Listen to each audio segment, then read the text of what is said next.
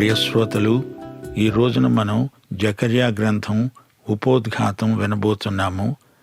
జకర్యా అనే పేరుకు అర్థం యెహోవా జ్ఞాపకం చేసుకునేవాడు. ఇతని తండ్రి పేరు బెరక్యా. ఈ పేరుకు అర్థం యెహోవా ఆశీర్వదించినవాడు.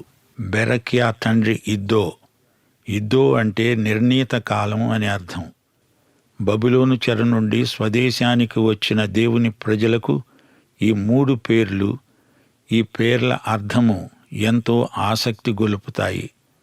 దేవుని నిర్ణయకాలం, దేవుని దీవెన. దేవుడు తన ప్రజలను మరచిపోలేదు, జ్ఞాపకం ఉంచుకున్నాడు. దేవునికి స్తోత్రం.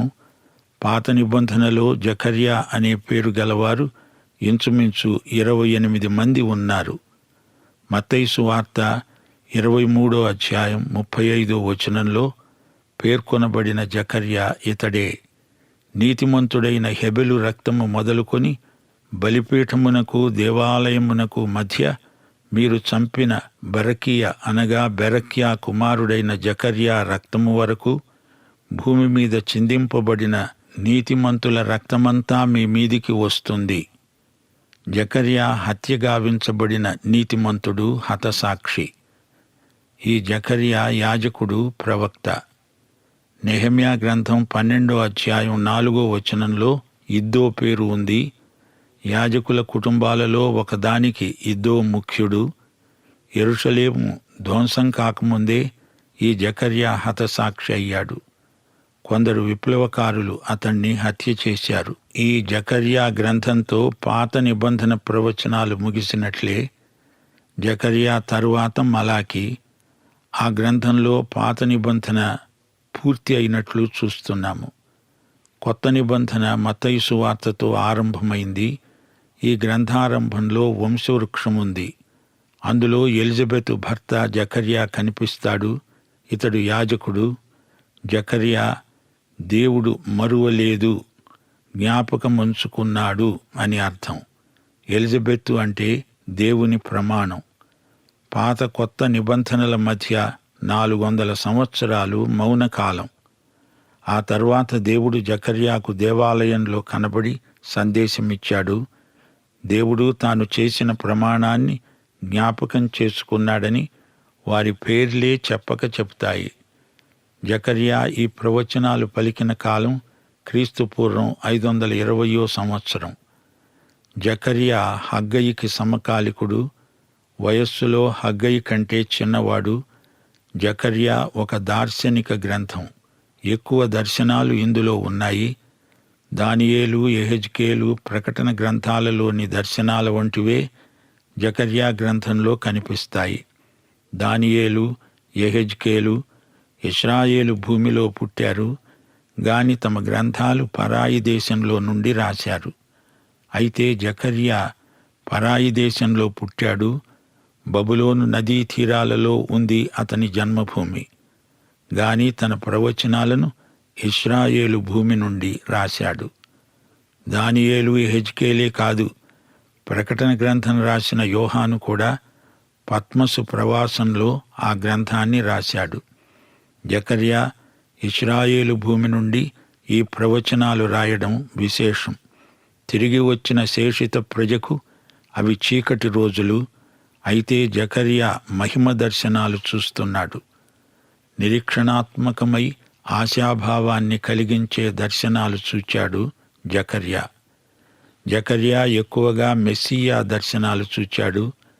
ప్రవక్తల చిన్న గ్రంథాలలో ఇన్ని మెస్సియా దర్శనాలు మరెవరికీ వచ్చి ఉండలేదు.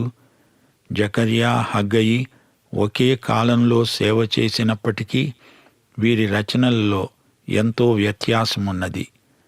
ఇద్దరూ ఒకరిని ఒకరు ఎరుగుదురు. ఇద్దరూ ఒకే ప్రజను ఉద్దేశించి ప్రవచనాలు పలికారు. అయితే వీరి ప్రవచనాల ధోరణి వేరు. వీరి ప్రబోధనా రీతులు భేదిస్తాయి. దేవాలయ నిర్మాణం సాగుతూ ఉండగా హగ్గయి అక్కడే ఉన్నాడు.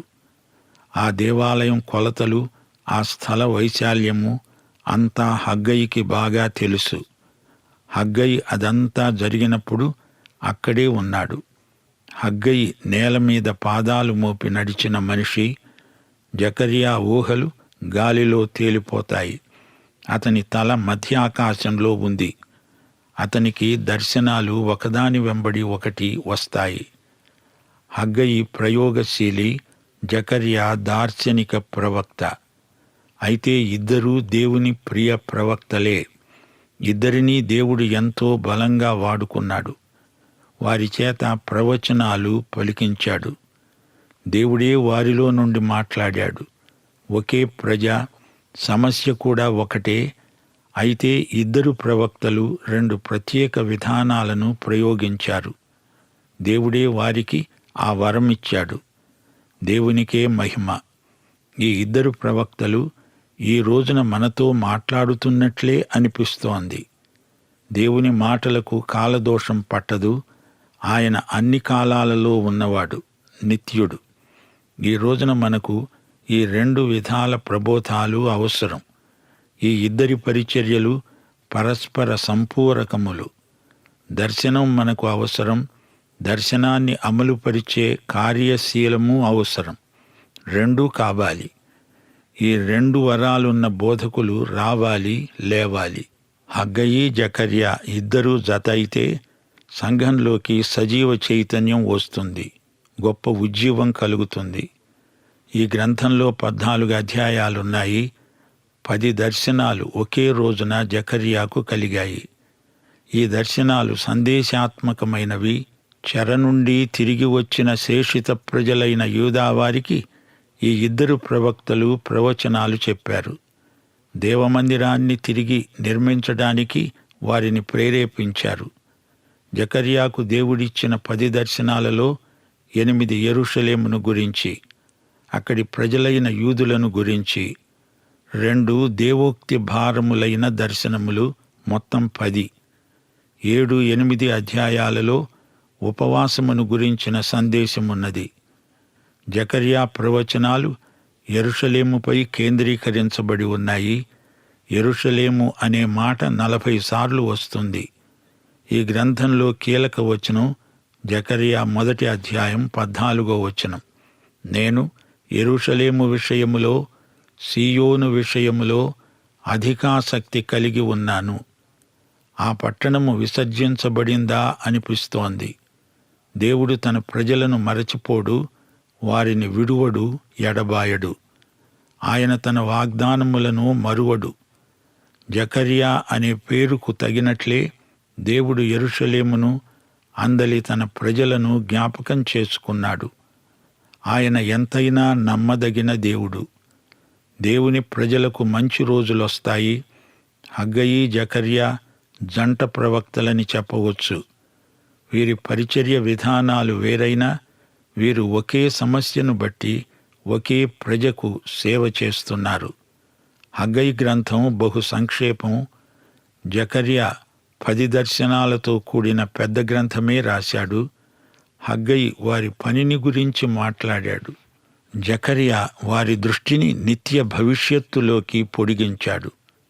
నాడు నేడు ఈ 2 విధాలైన పరిచర్యలు ఎంతో అవసరమని మళ్లీ చెబుతున్నాము. యెహెజ్కేలు, ఇర్మియాల్లాగా జకర్యా కూడా ఒక యాజకుడు. ఆ రోజుల్లో అన్యజాతులలో శాంతి ఉన్నట్టే కనిపించింది గాని ఇశ్రాయేలు జాతికి మాత్రం శాంతి లేదు, విశ్రాంతి లేదు. దేవుడు తన ప్రజలను విసర్జించాడా అనిపించింది. పరిశుద్ధ పట్టణమైన యెరూషలేమును దేవుడు మరిచిపోయాడా? యెరూషలేము గోడలు కూలిపడ్డాయి. సొలొమోను కట్టించిన దేవాలయం ధ్వంసమైపోయింది. దేవాలయం సగం కట్టి వదిలేశారు. ఈ దేవాలయాన్ని మీరు కట్టినా అలనాటి సొలొమోను మందిరానికున్నంత వైభవం దీనికుందా అంటూ వృద్ధులు సణిగారు. ఎందరో యూదులు బబులోనులోనే ఉండిపోయారు. వారు స్వదేశానికి రావడానికి ఇష్టపడలేదు. తిరిగి వచ్చిన వారు కొద్దిమంది శేషిత ప్రజ. వీరు నిరుత్సాహపడి తమ స్వంత ఇంటి పనులు మాత్రమే చూసుకుంటున్నారు. అప్పుడు మొదటిసారి హగ్గయి ద్వారా దేవుని వాక్యం వచ్చింది. ఆ తరువాత జకర్యా దేవుని మూలంగా ప్రవచనాలు పలికాడు. జకర్యా బబులోనులో పుట్టాడు. జెరుబ్బాబెలు యెహోషువలతో తాను స్వదేశానికి తరలి వచ్చినవాడు జకర్యా. ఇతడు యాజక వంశానికి చెందినవాడే అయినా హగ్గయిలాగే ఇతడు కూడా దేవుని ప్రవక్త అయ్యాడు. బబులోను నుండి తిరిగి వచ్చిన శేషిత ప్రజలకు ప్రవక్తగా పనిచేశాడు. వారు నిరాశా నిస్పృహల్లో ఉన్నారు. క్రీస్తుపూర్వం 520 నుండి 519 మధ్యకాలంలో జకర్యాకు దేవుని వాక్యం వచ్చింది.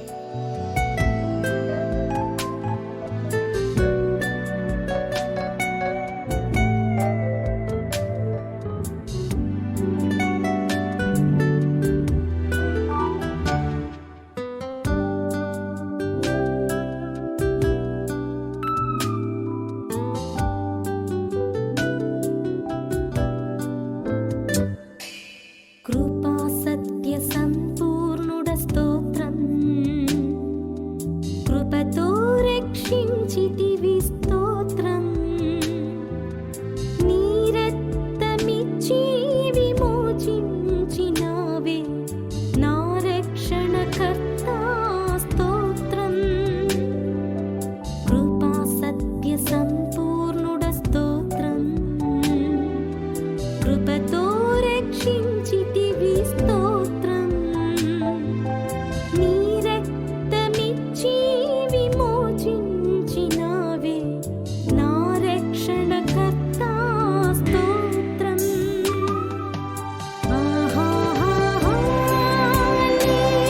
హల్లెలూయా, హల్లెలూయా,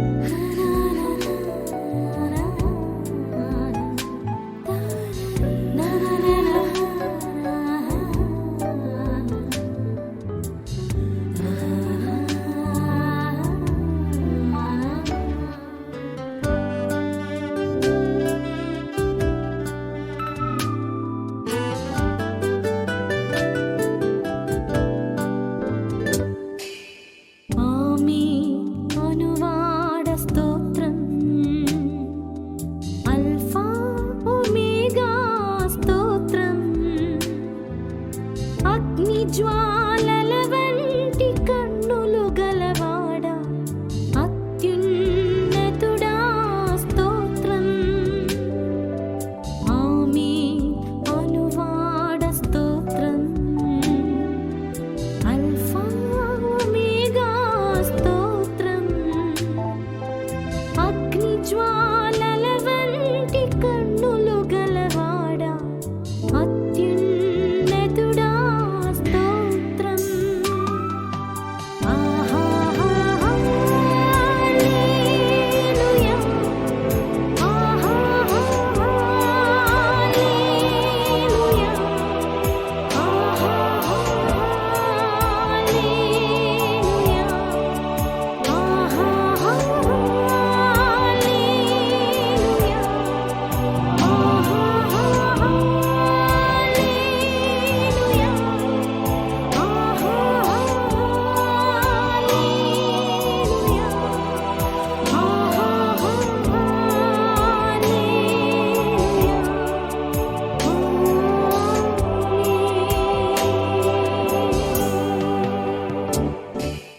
జకర్యా ప్రవచనం ఈ ప్రజలకు సమయోచితము, సందర్భోచితం.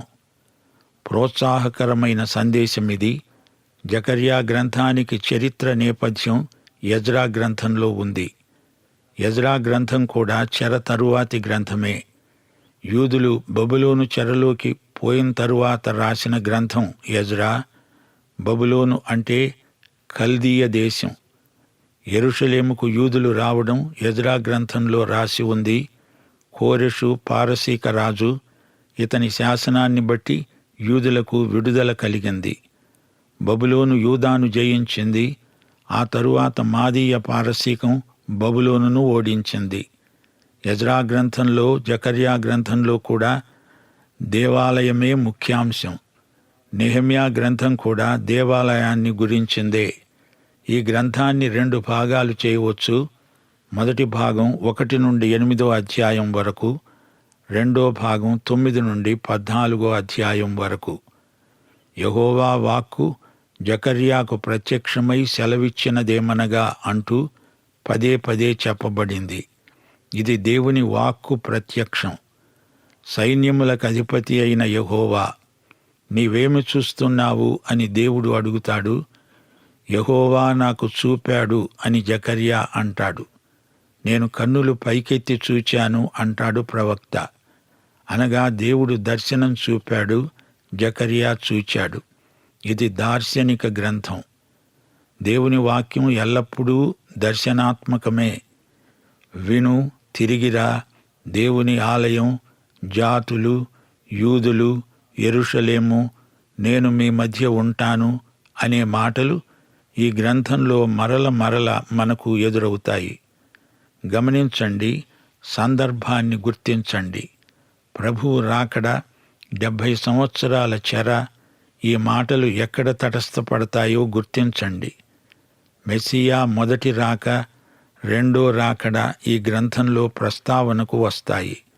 యెరూషలేము, ఇశ్రాయేలు జాతి, ప్రపంచ జాతుల భవితవ్యం ఈ గ్రంథంలో పేర్కొనబడ్డాయి. సైన్యములకు అధిపతి అయిన యెహోవా, ఇది దేవుని నామధేయాలలో ఒకటి.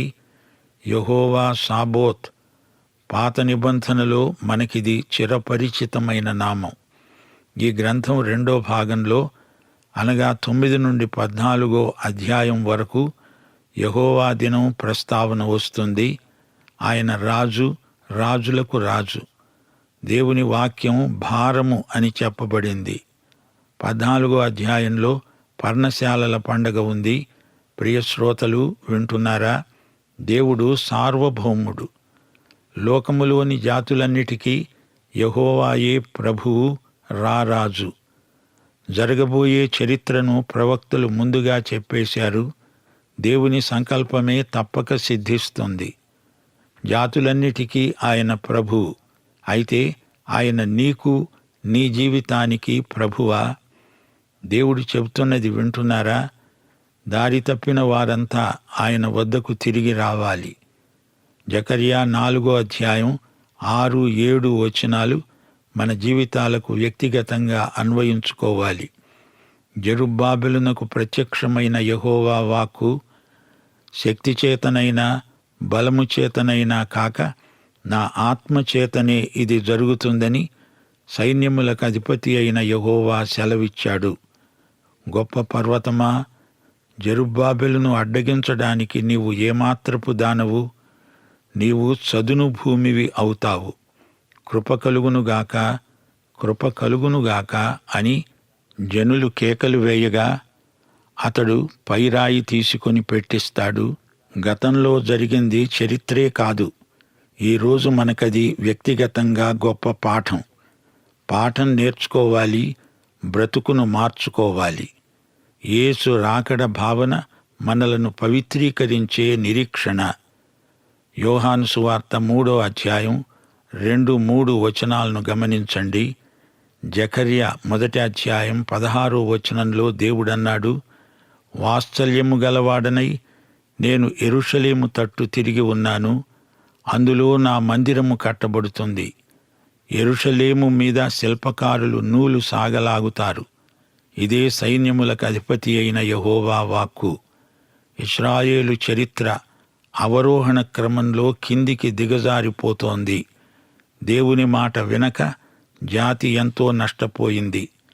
దానికి ఫలితంగా బబులోను చెరలోకి పోయింది. వారు దేవునికి దూరమైపోయారు. దేవుని ప్రజలై ఉండి తమ మహోజ్వల భవిష్యత్తును చేజేతులా పాడు చేసుకున్నారు. అవిధేయత వల్ల అగచాట్లు కొని తెచ్చుకున్నారు. చెరలో ఉండగా ఇశ్రాయేలుకు ఆశాకిరణం కనిపించింది. పారసీక రాజు కోరెషు అధికారంలోకి వచ్చాడు. యూదులు తమ స్వంత దేశానికి తిరిగి వెళ్ళడానికి అనుమతి ఇచ్చాడు. వారు వెళ్లి స్వేచ్ఛగా దేవాలయాన్ని యెరూషలేములో పునర్నిర్మించుకోవచ్చు. కొందరు తమ స్వంత దేశానికి సుదీర్ఘ ప్రయాణం సమకట్టారు. వినడమే గాని వారిలో చాలామంది తమ స్వదేశం ఎలాంటిదో ఎరగరు. దేవమందిరం కట్టడమే కాదు, తమ జాతిని అధోగతి పాలు చేసిన దేవ వ్యతిరేక ధోరణిని మాని దానివల్ల వచ్చిన శిక్షను తప్పించుకోగోరారు. అయితే ఏం జరిగింది? యెరూషలేములో వారికి మిగిలిందేమిటి? పంటలు లేవు, జనం లేరు, భోజనం లేదు, కరువు. ధ్వంసమైన దేవాలయ శిథిలాలపై బలిపీఠం నిర్మించారు. వారిని నిరుత్సాహం ఆవేశించింది. తమకు నిలువ నీడలేదు, కొంపాగోడి లేక బాధపడాల్సి వచ్చింది. అన్యులు వచ్చి నానా మాటలు అంటున్నారు. యూదులు నిరుత్సాహపడ్డారు. ఆలయ నిర్మాణం బంద్ అన్నారు. వారికి భవిష్యత్తు అంధకారబంధురమై కనిపించింది. 20 సంవత్సరాలు మరమ్మతు లేకుండా నిర్మాణం అసంపూర్ణమై అలాగే ఉండిపోయింది. అప్పుడు హగ్గయి, జకర్యా రంగప్రవేశం చేశారు.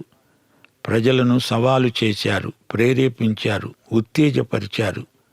దేవుని ఆలయ శిథిలాలు వీరి జాతీయ ప్రతిష్టకు, ప్రత్యేకతకు పట్టిన దుర్గతికి సాక్ష్యమిస్తున్నాయని చెప్పి వారిని ఈ ప్రవక్తలు మేల్కొలిపారు. ఫలితంగా యూదులు ఆలయ నిర్మాణ దీక్ష పూనిన వారై నడుం కట్టారు, కార్యోన్ముఖులయ్యారు. 4 ఏండ్లలో నిర్మాణం ముగిసింది. జకర్యా చేసిన ప్రోత్సాహక ప్రసంగాలు మంచి ఫలితాలనిచ్చాయి. అయితే జకర్యా అన్నాడు, మందిరం కట్టగానే అయిపోలేదు. దేవునితో మీకుండవలసిన సంబంధ సహవాసాలు ఇంకా శిథిలావస్థలో ఉన్నాయి. ముందు అవి బాగు చేసుకోండి. దేవుని వద్దకు తిరిగి రండి. మీ పూర్వీకులలాగా మొండికెత్తకండి. దేవాలయాన్ని నిర్మించినంత మాత్రాన ఏమి ఒరిగింది? మీ హృదయం కరిగిందా? పశ్చాత్తాపం కలిగిందా? మీరు నా తట్టు తిరిగిన ఎడల నేను మీ తట్టు తిరుగుతాను. జకర్యా 1వ అధ్యాయం 3వ వచనం. జకర్యా గ్రంథంలో చివరి భాగం లోకమంతటి మీదికి మన దృష్టిని పొడిగిస్తుంది. కాందిసీకులై వచ్చిన మీరు శేషిత ప్రజలా? కాదు కాదు, ఈ లోకంలోని జాతులన్నిటి భవితవ్యం మీ మీద ఆధారపడి ఉంది. దేవుని సంకల్పంలో మీరే కాదు, సమస్త జాతులు ఉన్నాయి అని ప్రవక్త వివరించాడు. దేవుని చిత్త ప్రకారమైన దయా సంకల్పం ఒక్క ఇశ్రాయేలుకే పరిమితం కాదు, అది సార్వత్రికం, సార్వజనీనం, విశ్వవ్యాప్తం. జకర్యా దర్శనాలలోని సందేశమిదే. మానవతా చరిత్రలో దేవుడు పనిచేస్తున్నాడు. చరిత్రకు ప్రభువు యేసుక్రీస్తే. ఆయన వ్రేలి కదలిక చొప్పున చరిత్ర నడుస్తున్నది. ఇశ్రాయేలు చరిత్రకే దేవుని చిత్తం పరిమితం కాదు. జకర్యా ప్రవచనాలు కొత్త నిబంధనలో, క్రీస్తు జీవితంలో, ఆయన సంఘ జీవితంలో ఎలా నెరవేరాయో పరిశోధించే వారికి ఆశ్చర్యం కలుగుతుంది. జకర్యా 5వ అధ్యాయం 2వ వచనం. దర్శనం మచ్చుకు చూడండి, నీకేమి కనపడుతున్నది అని అతడు నన్ను అడుగగా నేనన్నాను, 20 మూరల నిడివి 10 మూరల వెడల్పు గల ఎగిరిపోయే పుస్తకమొకటి నాకు కనపడుతున్నది. ఈ గ్రంథము దేవుని ధర్మశాస్త్రం. ఈ గ్రంథం పాపానికి తీర్పు తీరుస్తుంది. ఈ పుస్తకం మూయబడలేదు, అందరూ చదవగలిగేటట్లు ఎగిరిపోతోంది. దేవుని పతాకమై అందరికీ కనిపిస్తోంది. ఇది యాజకులకే కాదు, అందరికీ. సార్వత్రిక సువార్త. వచ్చే పాఠంలో జకర్యా 1వ అధ్యాయం పాఠం చెప్పుకుందాము. ప్రభు అయిన యేసుక్రీస్తు వారి దివ్య కృప, తండ్రి అయిన దేవుని పరమ ప్రేమ, పరిశుద్ధాత్మ యొక్క అన్యోన్య సహవాసము మనకందరికీ నిత్యత్వము పర్యంతము తోడై ఉండునుగాక. ఆమేన్. ఈ కార్యక్రమం మీకు నచ్చిందా? అయితే వెంటనే మిస్డ్ కాల్ ఇవ్వండి. బహుమతి పొందే విజేత మీరే కావచ్చు.